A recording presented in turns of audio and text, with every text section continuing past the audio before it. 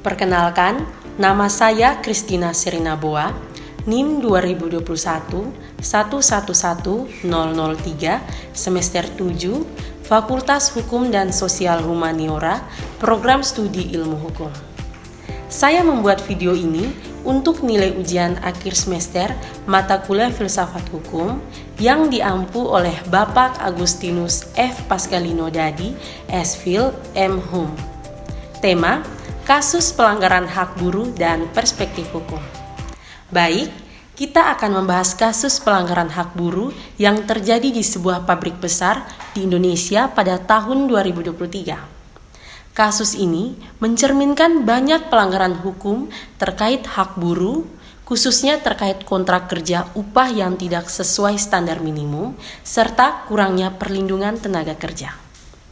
Peristiwa ini adalah pelanggaran hak buruh di pabrik tekstil yang mempekerjakan ribuan karyawan.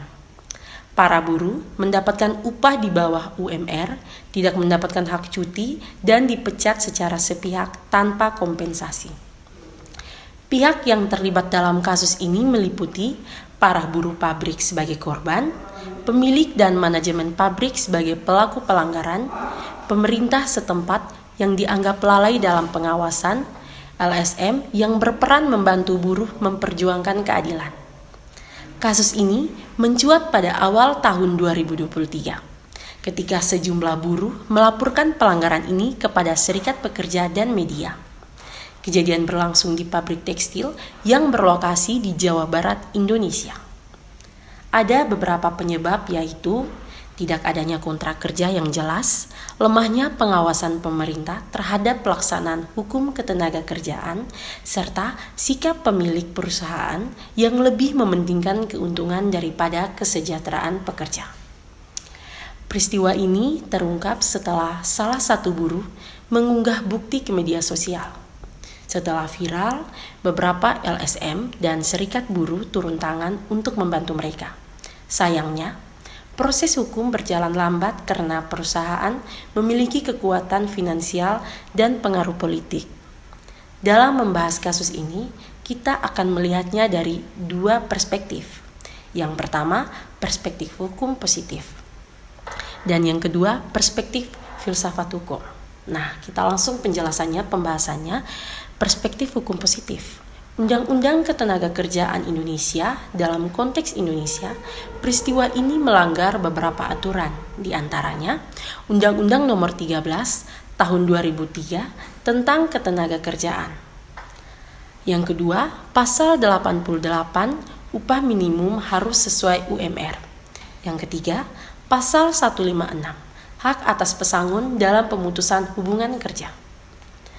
Undang-Undang Cipta Kerja, meskipun sempat kontroversial, undang-undang ini menegaskan hak dasar pekerja, termasuk kewajiban perusahaan untuk menyediakan kontrak kerja tertulis dan memastikan perlindungan bagi buruh. Peristiwa ini menunjukkan lemahnya implementasi undang-undang tersebut. Yang kedua, ada perspektif filsafat hukum. Nah, dari sudut pandang filsafat hukum sendiri, kasus ini bisa dibahas menggunakan beberapa teori besar. Yang pertama, teori keadilan oleh John Rawls. John Rawls berpendapat bahwa keadilan adalah kesetaraan hak dan kesempatan dalam masyarakat. Dalam kasus ini, ketidakadilan muncul karena buruh tidak diperlakukan secara setara dengan pemilik modal. Tidak ada keseimbangan antara hak buruh dan kewajiban pengusaha. Yang kedua, ada teori hukum murni oleh Hans Kelsen. Hans Kelsen menyatakan bahwa hukum adalah sistem norma yang harus ditegakkan tanpa pengaruh moral atau politik. Dalam kasus ini, pelanggaran hukum ketenagakerjaan mencerminkan gagalnya norma hukum yang ada untuk melindungi buruh. Yang ketiga, ada teori kontrak sosial oleh Thomas Hobbes. Hobbes percaya bahwa negara harus menjamin kesejahteraan rakyat melalui kontrak sosial. Negara yang membiarkan buruh menderita berarti gagal memenuhi kewajiban kontrak sosial tersebut. Yang keempat, ada sosiologi hukum oleh Roscoe Pound. Pound melihat hukum sebagai alat rekayasa sosial.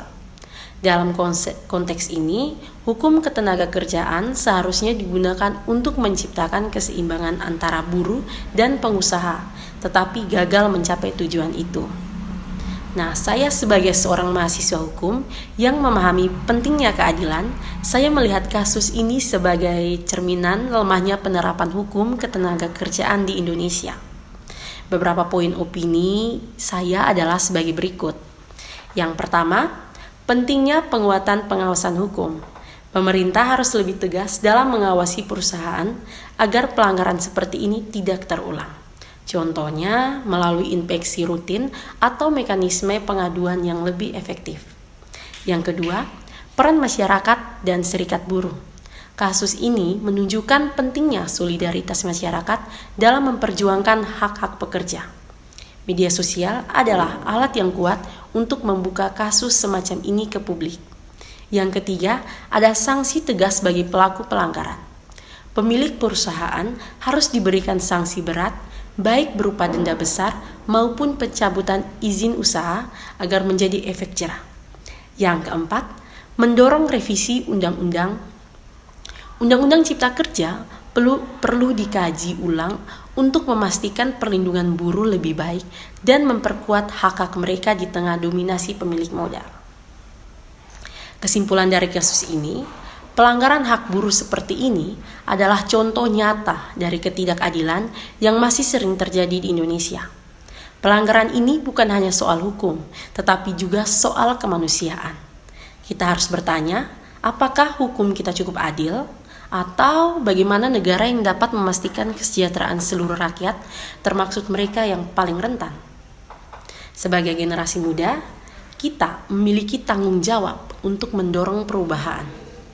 Dengan memahami hukum dan filsafat hukum, kita dapat berkontribusi dalam menciptakan masyarakat yang lebih adil dan bermartabat.